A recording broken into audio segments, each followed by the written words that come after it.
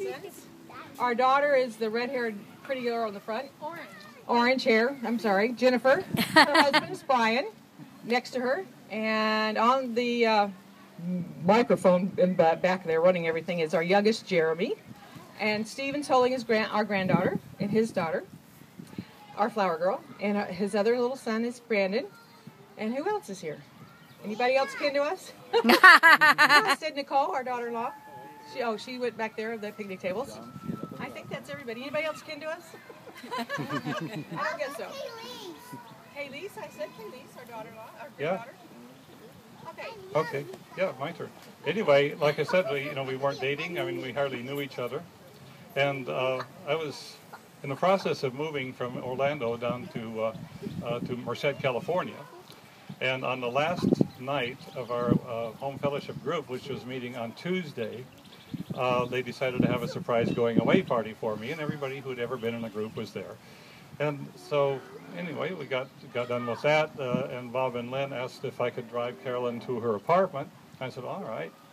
And so I did, and nothing, okay. So, but on the way home to my place up in Eldamont Springs, the Lord just said, I want you to ask Carolyn to marry you. And I go, that must have been something. If I go and tell some chickie that I don't hardly know that she's supposed to marry me, she'll think I'm some kind of a kook and say, shove off, buddy, and that would be that.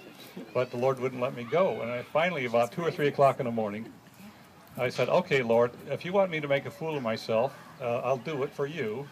But I'm not going to see her anyway because, I'm leaving Friday, and there's no chance. Okay, but then the next night, Wednesday night, went to church, which was about a 1,500-seat auditorium there, and we hardly ever met anybody twice. And I was on the sound crew, so I was up in the balcony, and they said, all right, Guy, this is your last service here. Why don't you just go downstairs and enjoy the service? I said, okay. So I walked down the aisle there. And there's Bob and Lynn sitting in this pew over here. And they waving at me. It's all your fault. And so I come and sit down over there next to them on their right side. And a few minutes later, Carolyn comes on the other aisle. Or waving at her. She comes, and I go, something's going on here that I can't explain. But anyway, so at the end of the service, their counselors had to go forward to counsel people for salvation. And so then Carolyn and I are standing there, and she's saying, well, I hope you enjoy California. And I go, yeah. And Lord is saying, come on, do something, you idiot. I mean, well, not quite in those terms. But so then I said, well, would you like to go get a pizza? And she said, I said I had to go ask my Christian mom and dad, which is Lynn and Bob, because I hadn't been dating since whatever. Yeah, so anyway, so we went over to this restaurant, and they said yes. And so there we are, and we're munching pizza, and it's like the Lord is punching me in the side, saying, all right, come on, Guy, here you are, do something. And so, if you recall George Bailey's proposal in It's a Wonderful Life, this is sort of like that, okay? I said, I do believe the Lord wants us to get married. And she said, yes, I know. And I nearly fell out of my chair. I said, okay, explain, please. And she said, well, I had been cleaning house on Tuesday during the daytime, and I was singing praises to God. I wasn't just singing songs. I was singing songs to God. And all of a sudden I hear a voice, and it said, you're to marry Glenn. And I was stunned because there was no one home but me. And so I said, Satan, I rebuke you in the name of the Lord. But if it's you, God, you're going to have to prove it, because I'm not going to tell some guy I barely know, I'm supposed to marry you. And then I told him that at the fellowship group, I told Lynn about this voice I heard in my home, and she said, well, God told me that you and Glenn were to be married. And I said, you're too late. He's leaving Friday. And she said, I wasn't going to tell you, but since you told me that, I thought I'd tell you this. And then I felt joy, and I knew that was from God. Right, the joy of the Lord. Amen. And all that. So anyway, so we drove her home and said, Deuteronomy. Oh yeah, Deuteronomy. Old Deuteronomy. From Cats. No, not that one. But I said, well, okay, Deuteronomy 19:15 says, by the words of 2 or 3 witnesses, all things are confirmed. Amen. And Satan ain't that organized.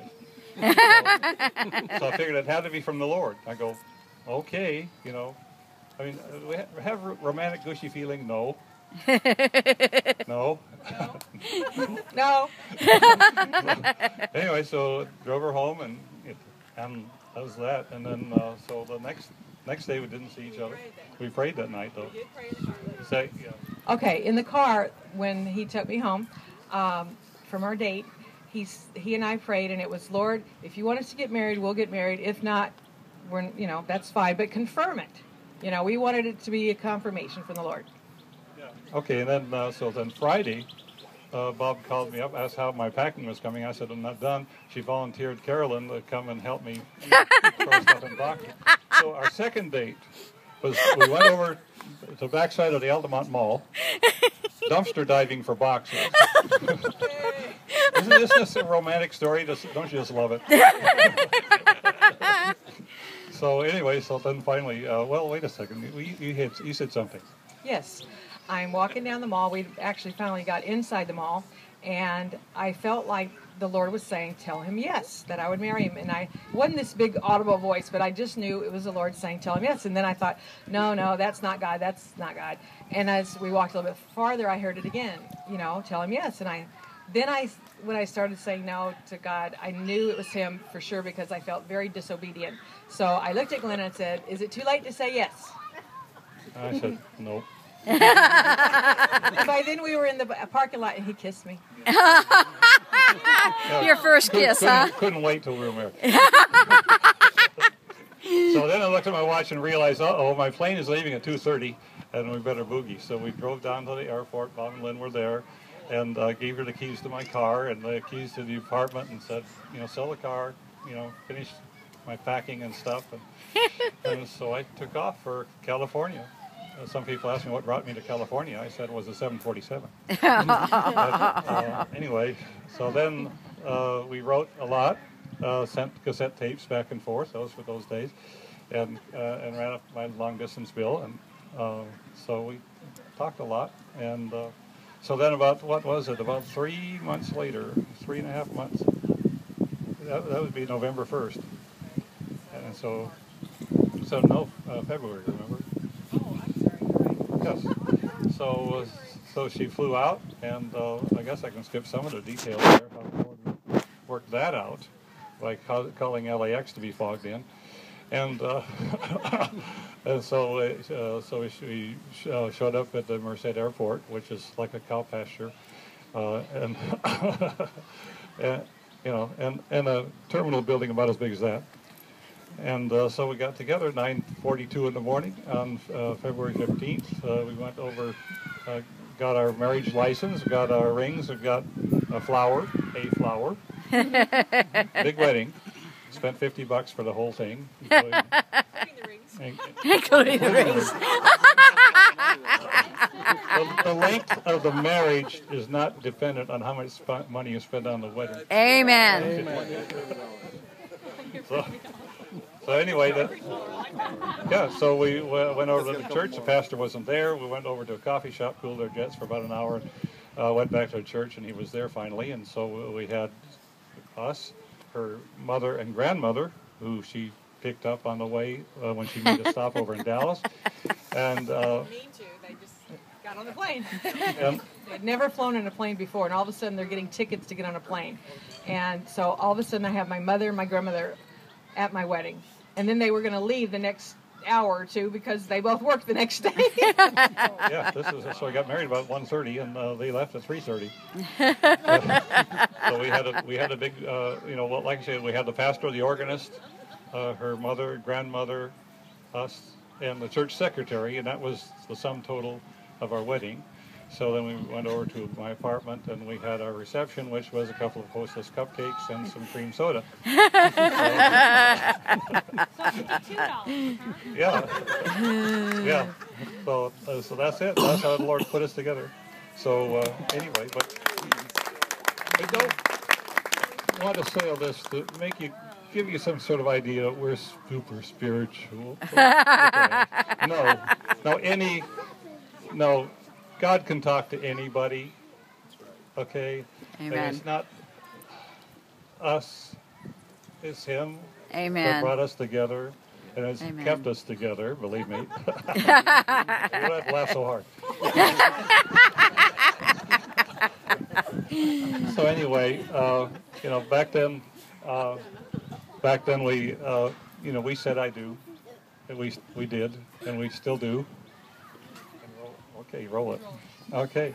And so, you know, we just like to give you the opportunity to say I do to Jesus too. Because, like I say, he's the one. It's not us. You know, God said, you know, Paul said, without God I can't do nothing. And I say it too.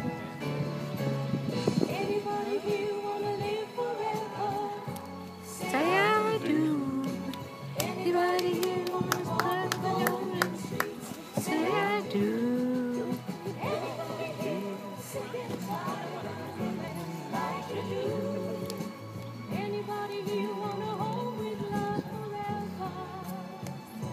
Say I do.